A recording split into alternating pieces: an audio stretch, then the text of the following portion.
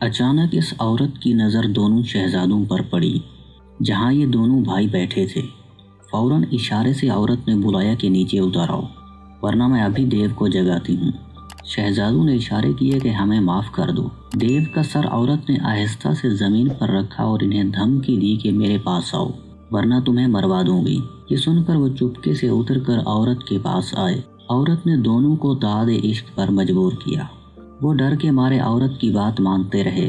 فراغت کے بعد عورت نے دونوں کی انگوٹھیاں لے لیں اور صندوق سے ایک دھاگا نکالا جس میں بہت سی انگوٹھیاں تھیں، ان کو بھی اس میں پرو دیا اور کہنے لگی کہ یہ دیو بے وقوف ہے اور یہ اپنے انتظام پر خوش ہے، لیکن میں اس کی کڑی نگرانی کے باوجود بھی بما تمہارے آج تک پورے 300 جوانوں سے مل چکی ہوں، جن کی یہ انگوٹھیاں بطور نشانی میرے پاس موجود ہیں، اور یہ کمبخت دیو مجھے سمندر میں چھپائے رکھتا ہے تاکہ باعصمت رہوں، لیکن جب میرا جی چاہتا ہے تو میں اپنی خواہش پوری کر لیتی ہوں اور اسے خبر تک نہیں ہوتی۔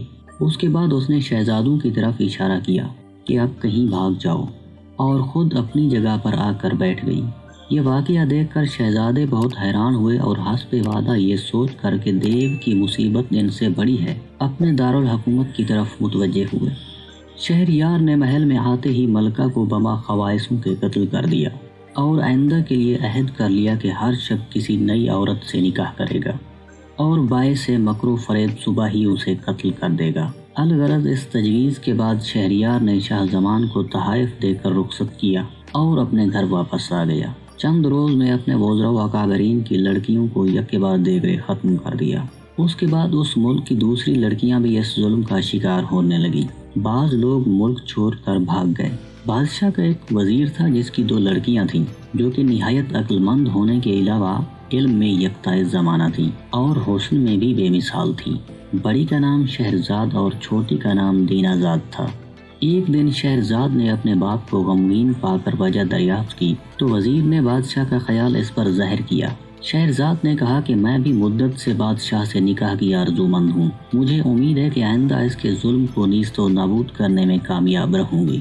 آپ نے کہا کہ بیٹی شاید تو پاگل ہو گئی ہے، تو کبھی بھی کامیاب نہیں ہوگی اور میں دانستہ تمہیں موت کے منہ میں نہیں جانے دوں گا، اور مجھے ڈر ہے کہ کہیں تیرا بھی حال اس سوداگر کے گدھے جیسا نہ ہو جس طرح اسے اپنی نادانی کی سزا بھگتنی پڑی۔ شہرزاد نے کہا کہ ابا حضور مجھے اس گدھے کی حکایت سنائیے کہ وہ کیا ہے، اور وزیر نے یوں بیان کرنا شروع کیا۔